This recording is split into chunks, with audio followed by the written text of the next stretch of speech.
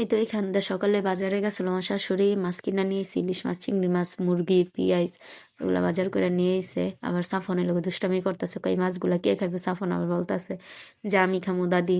এখান দিয়ে মাছগুলো কাইটা আমি এটা সুন্দর করে ধুয়ে নিচ্ছি, বাকিগুলো ফ্রিজে রেখে দিব। আজকে চিংড়ি ইলিশ মাছ রান্না করবো কাঁচকলা দিয়া।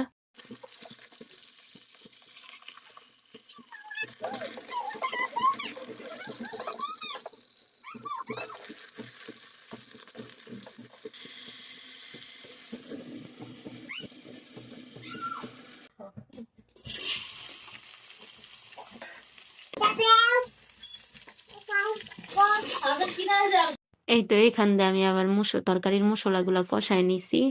এই তো হলদি, মরিচের ফাঁকি, ধনিয়ার ফাঁকি, আর আদা রসুন দেই না। ইলিশ মাছে তো আর আদা রসুন দেয় না, এই কারণে আদা রসুন দেই নেই। আবার মশলাগুলা কষায় নিয়ে কলাগুলা দিয়ে দিছি, কলাগুলা দিয়ে কষায় নিই।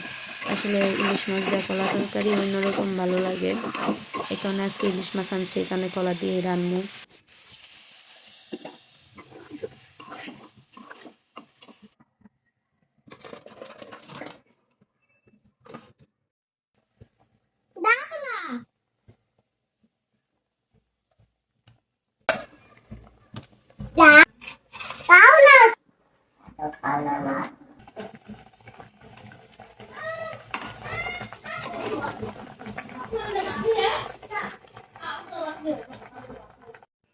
এই তো তরকারিও রান্না শেষ, এখন ধনিয়া পাতা দিয়া নামায় ফেলবো। আসসালামু আলাইকুম, আজ এই পর্যন্ত, আল্লাহ হাফেজ, ভালো থাকবেন সব।